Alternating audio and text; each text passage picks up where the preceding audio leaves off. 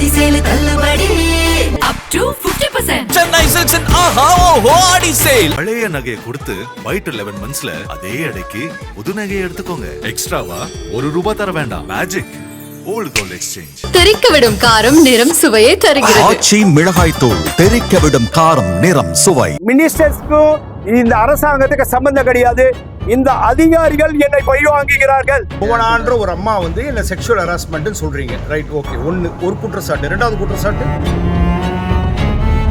மயிலாடுதுறை மாவட்ட மதுவிலக்கு அமலாக்க பிரிவு துணை காவல் கண்காணிப்பாளராக பணியாற்றி வந்த சுந்தரேசன் கடந்த 2024 நவம்பர் முதல் சட்டவிரோத மது மற்றும் போதைப் பொருள் விற்பனையை கட்டுப்படுத்துவதில் கடுமையான நடவடிக்கைகளை எடுத்து வந்தார். அவரது அதிரடி நடவடிக்கைகளால் 23 அனுமதியற்ற டாஸ்மாக் கடைகள் மூடப்பட்டன. 1200 பேர் மீது வழக்குகள் பதிவு செய்யப்பட்டு 700 பேர் கைது செய்யப்பட்டனர். இதனால் சுந்தரேசன் பொதுமக்களிடம் பாராட்டுகளை பெற்றார். ஆனால் அவரது இந்த செயல்கள் சில காவல்துறை அதிகாரிகளையும் உள்ளூர் மதுபான வியாபாரிகளையும் புண்படுத்தியதாக கூறப்படுகிறது. சுந்தரேசனுக்கு வழங்கப்பட்ட அரசு வாகனம் எந்தவித முன்னறிவிப்பும் இன்றி திரும்ப பெறப்பட்டதாகவும் இதனால் அவர் தனது இல்லத்திலிருந்து அலுவலகத்திற்கு 1 கிலோமீட்டர் தூரம் நடந்து சென்றதாகவும் ஒரு வீடியோ வைரலானது. இந்த சம்பவம் பொதுமக்களிடையே பரபரப்பை ஏற்படுத்தியது. இதற்கு மயிலாடுதுறை மாவட்ட காவல்துறை வாகனம் பழுது காரணமாக எடுக்கப்பட்டதாகவும் மாற்று வாகனம் வழங்கப்பட்டதாகவும் மறுப்பு தெரிவித்தது. இதற்கு பதிலளித்த சுந்தரேசன் தனது வாகனம் அமைச்சர் மெய்யநாதனின் பாதுகாப்பிற்காக பயன்படுத்தப்பட்டதாகவும் இது தனக்கு மன உளைச்சலை ஏற்படுத்தியதாகவும் கூறினார். மேலும் காஞ்சிபுரத்தில் ஓய்வு பெற்ற காவல் ஆய்வாளர் கொலை வழக்கு மற்றும் ஆம்ஸ்ட்ராங் கொலை வழக்கு தொடர்பாக தான் விசாரணை அதிகாரியாக இருந்தபோது காவல்துறையின் தவறுகளை சுட்டிக்காட்டியதற்காக தன்னை மயிலாடுதுறைக்கு இடமாற்றம் செய்து பழிவாங்கப்பட்டதாகவும் அவர் குற்றம் சாட்டினார். ஜூலை 19 அன்று செய்தியாளர்களிடம் பேசிய சுந்தரேசன் தனது நேர்மையான பணியால் உயர் அதிகாரிகளால் பழிவாங்கப்படுவதாகவும் தனது உயிருக்கு ஆபத்து இருப்பதாகவும் கூறினார். அவரது முக்கிய குற்றச்சாட்டுகள் பின்வருமாறு: நான் ஒரு நேர்மையான அதிகாரி, இரவு பகலாக வேலை செய்து வருபவன், 50 கிலோமீட்டர் தூரம் இருசக்கர வாகனத்தில் சென்று கடமையாற்றியுள்ளேன். ஆனால் என் மீது ஆதாரமற்ற குற்றச்சாட்டுகளை வைக்கிறார்கள். சட்டம் ஒழுங்கு கூடுதல் டிஜிபி டேவிட்சன் தேவாசீர்வாதம், உளவுத்துறை ஐஜி செந்தில்வேலன் மற்றும் மயிலாடுதுறை எஸ்பி ஸ்டாலின் ஆகியோர் தனக்கு மனரீதியாக அழுத்தம் கொடுப்பதாகவும் தனது வாகனத்தை பறித்து சித்திரவதை செய்வதாகவும் குற்றம் சாட்டினார். மேலும் தேசிய மனித உரிமைகள் ஆணையம் தானாக முன்வந்து எனது பிரச்சனையை விசாரிக்க வேண்டும். தமிழக முதலமைச்சர் இந்த விவகாரத்தில் தலையிட வேண்டும். எனது தந்தைக்கு சென்னையில் உடல்நலக்குறைவு ஏற்பட்டுள்ளது. இது தொடர்பாக விடுமுறை கேட்டு எஸ்பிக்கு தகவல் அனுப்பியும் பதில் இல்லை. நான் மிகுந்த மன அழுத்தத்தில் உள்ளேன் என டிஎஸ்பி சுந்தரேசன் சரமாரி குற்றச்சாட்டுகளை முன்வைத்துள்ளார். மறுபுறம் சுந்தரேசனுக்கு எதிராக காவல்துறையும் பின்வரும் குற்றச்சாட்டுகளை முன்வைத்துள்ளது. சுந்தரேசன் உயர் அதிகாரிகளின் முன் அனுமதியின்றி ஊடகங்களுக்கு பேட்டியளித்து ஆதாரமற்ற குற்றச்சாட்டுகளை முன்வைத்ததாக குற்றம் சாட்டப்பட்டார்.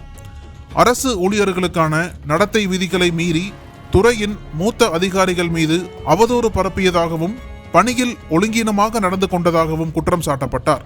தனக்கு கீழ் பணியாற்றும் காவல் ஆய்வாளர் சி அன்னை அபிராமிக்கு மிரட்டல் விடுத்ததாகவும் உதவி ஆய்வாளர் முருகவேலை அவமானப்படுத்தும் வகையில் பேசியதாகவும் குற்றச்சாட்டுகள் உள்ளன.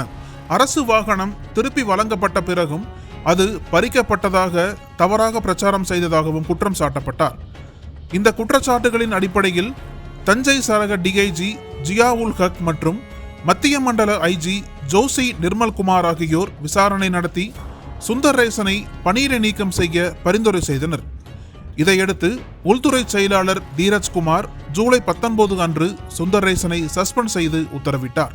சுந்தரேசன் சஸ்பெண்ட் செய்யப்பட்ட மறுநாளே மயிலாடுதுறை அருகே சித்தர்காடு அரசு மதுபான கடையில் அரசு மதுபான பாட்டில்கள் அதிக விலைக்கு விற்கப்பட்டதாக ஒரு வீடியோ வைரலாகி வருகிறது.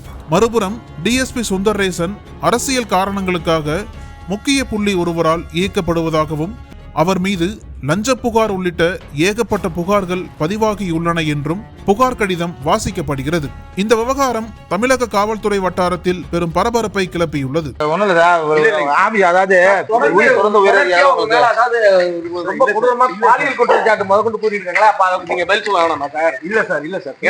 ஊடகங்கள்ல திட்டம் போட்டு அது வந்து போலீஸ்ல இருந்து பரவதா என்னன்னு தெரியல. பாலியல் குற்றச்சாட்டுல இருந்து ஆரம்பிச்சு உங்களுக்கு வந்து ப்ரொமோஷன் நிறுத்தி வச்சிருக்காங்க, ஊதிய உயர்வு நிறுத்தி வச்சிருக்காங்க, தொடர்ந்து குற்றச்சாட்டு வந்துட்டே இருக்கேன் சார். தயவு செய்து சொல்றேங்க சார், நான் வந்து காக்கி சட்டையை வந்து கண்ணியமா மதிக்கிறவன். நான் கடமை கண்ணியம் கட்டுப்பாடோடு வாழறவங்க நாங்களாம். தயவு செய்து எங்களை வந்து ஏன் சார் எங்களுக்கு தொந்தரவு பண்றீங்க சார்? இது பாருங்க சார், நான் வந்து இந்த காக்கி சட்டையை வந்து தெய்வமா மதிக்கிறவன். நான் 30 வருஷ காலமாக வந்து பணியில் வந்து சிறப்பாக வேலை செஞ்சுக்கிட்டு இருக்கிறவன். இது வரைக்கும் நீங்கள் சொல்கிற குற்றச்சாட்டுகள் எல்லாம் வந்து என்னால் வந்து உயர் அதிகாரிகளால் வந்து பழிவாங்கப்பட்டது. 2005 2010 நேற்று வந்து ஏதோ ஒரு தொலைக்காட்சியில் போட்டாங்க. நீங்கள் அதை தானே கேட்குறீங்க? ஆமாம், தொலைக்காட்சியில் வந்ததை வச்சு தானே கேட்குறீங்க. சத்தியமாக சொல்கிறேன் சார், அந்த மாதிரி ஒரு இது வந்து நிகழ்வை வந்து என்னை வந்து புனையப்பட்டது. அதெல்லாம் என் மேலே வந்து சாணி பூசணும்னு சொல்லிட்டு இது மாதிரிலாம் பண்ணிக்கிட்டு இருக்காங்க. நான் வந்து நேர்மையாக வேலை செஞ்சிட்டு இருக்கேன். சரி சார், உங்களுடைய இதையே சொல்கிறேன் சார். அதாவது வந்து நீங்கள் என்ன சொல்கிறீங்க சார்? என்ன குற்றச்சாட்டு வைக்கிறீங்க சார்? அந்த புவனாங்கிற பெண் மேலே வந்து நீங்கள் வந்து இந்த செக்ஷுவல் ஹராஸ்மெண்ட் உங்கள் மேலே இருக்கு. புவனான்ற ஒரு அம்மா வந்து என்ன செக்ஷுவல் ஹராஸ்மெண்ட்னு சொல்கிறீங்க, ரைட்? ஓகே, ஒரு குற்றச்சாட்டு. ரெண்டாவது குற்றச்சாட்டு, அந்த பாரில் வந்து விடுவிக்கிறதுக்காக மாதம் 3000 ரூபா லஞ்சம் வாங்குனீங்க அப்படின்னு சொல்லிட்டு. சரி சார், இதெல்லாம் தான் உங்களுக்கு தெரியும். அதுக்கப்புறம் எதுவும் நடந்ததுன்னு தெரியாது இல்லைங்க சார்? உங்களுக்கு முதல்ல சார் என்னுடைய அரசு டாக்குமெண்ட்ஸை கொடுத்தது யார்? நான் நடந்து போட்டு ஏன் சார் எடுக்கிறீங்க சார்? அதையும் சொல்லணுமா சார்? என்னுடைய டிரைவர் என்னுடைய அலுவலகத்துக்கு போயிட்டாருங்க சார். என்னுடைய டிரைவர் வண்டி அங்க ஓரமா இருக்குங்க சார். அவர் அலுவலகத்துக்கு போயிட்டாரு. அவர் தயவுசெய்து நீங்க போங்க சார், நான் போய்க்கிறேன் சார், ப்ளீஸ் என்ன விடுங்க சார். ஏன்னா அவர் வந்து ஆக்டிங் டிரைவர். அவர் நான் அலுவலகத்துக்கு போயிட்டாருங்க சார். ஐயா எனக்கு வண்டி ஓட்ட முடியாதுங்க ஐயா, ப்ளீஸுங்கய்யா சொல்லிட்டு போயிட்டாரு. ஏன்னா அவர் பயம், அவருக்கு ஏதாவது பிரச்சனை வந்துடும். ப்ளீஸ் சார், ப்ளீஸ் விடுங்க சார், ப்ளீஸ். மயிலாடுதுறை மாவட்ட மதுவிலக்கு அமலாக்க பிரிவில் டிஎஸ்பியாக திரு சுந்தரேசன் பணிபுரிந்து வருகின்றார். அவருக்காக ஒரு ஏசி பொருத்தப்பட்ட ஒரு பொலிரோ வாகனம் பணி செய்வதற்காக வழங்கப்பட்டிருந்தது. சில முக்கியமான பாதுகாப்பு ஏற்பாடுகளுக்காக அந்த வாகனம் பெறப்பட்டு 11/7/2025 அன்று அவருக்கு ஏசி பொருத்தப்படாத மற்றொரு வாகனம் அவருக்கு அளிக்கப்பட்டது. அதன் பிறகு நான் 14ஆம் தேதி அவரை நேரிலேயே அழைத்து இது பாதுகாப்பு செக்யூரிட்டி ஏற்பாடுகளுக்காக இந்த வாகனம் வாங்கப்பட்டுள்ளது. மீண்டும் இது டெம்பரரி தான், தற்காலிகமானது தான். பந்தோபஸ்து முடிஞ்சதுக்கப்புறமா உங்களுக்கு ஏற்கனவே பயன்படுத்தப்பட்ட வாகனமே அளிக்கப்படும் என்று அவரிடம் நானே நேரில் கூப்பிட்டு சொல்லியிருந்தேன். அதன் பிறகு இன்று அந்த வாகனமும் அவர் ஏற்கனவே பயன்படுத்தப்பட்ட வாகனம் அளிக்கப்பட்டுள்ளது. இதுவரையுமே அவர் வந்து நான் கொடுத்திருந்த அந்த நான் ஏசி இல்லையா அந்த வாகனத்தை அவருடைய கட்டுப்பாட்டில் தான் அந்த வாகனமும் இருந்தது. இப்போ இந்த மதுவிலக்கு அமலாக்க தொடர்பாக அனைத்து நடவடிக்கைகளையும் எடுப்பது வந்து இபிசிஐடி மற்றும் எல்என்டோ எங்கள் இருவருடைய கூட்டு முயற்சி தான். எல்லாருமே சேர்ந்து தான் இந்த பணிகளை செய்து வருகின்றோம். இப்படி பணியில் இருக்கிறப்போ வந்து கடந்த பிப்ரவரி மாதம் நான் எல்லாத்தையுமே திரும்ப எல்லாம் மதுவிலக்கு செக் போஸ்ட்டு மற்றும் நம்ம டிஸ்ட்ரிக்ட் பார்டர் இருக்க செக் போஸ்ட் எல்லாமே பர்சனலாக நான் ஆய்வு பண்ணேன்.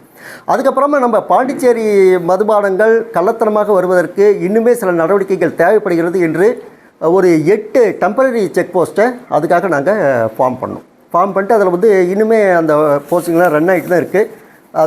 அதை ஃபார்ம் பண்ணிவிட்டு அதுக்குண்டான மெமோஸையும் நான் யார் டிஎஸ்பிஸ் எல்லாம் யார் பார்க்கணும் அப்படிங்கிறதையும் நான் கொடுத்துருந்தேன். அதாவது அது வந்து 23/2/25 அன்று அந்த மாதிரி 8 டெம்பரரி செக் போஸ்ட் ஃபார்ம் பண்ணியிருந்தோம். அந்த ஃபார்ம் பண்ணதுக்கப்புறமா நம்மளுடைய மாவட்டத்தினுடைய மதுவிலக்கு அந்த ஆஃப் டேக்குன்னு சொல்லுவோம் இல்லையா, அது வந்து இன்க்ரீஸ் ஆகிருக்கு. அதாவது கள்ளச்சாராய விற்பனை வந்து தடுக்கப்பட்டுள்ளது. அது எல்லாமே இன்க்ரீஸ் ஆகிருக்கு அப்படிங்கிறத டீட்டெயில்ஸ் இருக்குது. உங்களுக்கு டீட்டெயில்ஸ் வேணால் நான் அப்புறமா உங்களுக்கு சப்ளை பண்ண தரணும்னு. கரெக்டாக அந்த பிப்ரவரி மாதத்துலேருந்து அது இன்க்ரீஸ் ஆகிட்டு தான் வந்துட்டுருக்கு. ஒரே ஒரு டைம் ஏப்ரலில் மட்டும் கொஞ்சம் நெகட்டிவ், மற்றது எல்லாமே நல்ல இன்க்ரீஸ், நோட்டபிள் இன்க்ரீஸ் அதில் வந்துட்டுருக்கு. அது மாதிரி தான் நாங்கள் பண்ணிகிட்ருக்கோம். நம்ம இப்போ அந்த ஒரு வருஷத்தில் மட்டுமே நாம் வந்து இந்த கடந்த ஒரு வருஷம் அப்படின்னு எடுத்துட்டோம்னாக்கா கேசஸ், கூண்டாஸ் ஆகட்டும், அதே போல் அக்யூஸ்ட் அரெஸ்ட் பண்ணுறதாகட்டும், போத் எல்என்டோ அதே போல் இபிசிஐடி, அதாவது இவங்க இருக்காங்க இல்லையா, எல்லோரும் சேர்ந்து தான் இந்த பணிகளை செஞ்சிட்ருக்கோம். நம்பர் ஆஃப் இதுவும் அதுக்கு தகுந்த மாதிரி தான் எங்களுடைய இது எல்லாமே நாங்கள் பண்ணிகிட்ருக்கோம். அனல் பறக்கும் செய்திகளை அப்டேட் செய்து கொள்ள நக்கீரன் களத்தை இப்பவே சப்ஸ்கிரைப் பண்ணுங்க.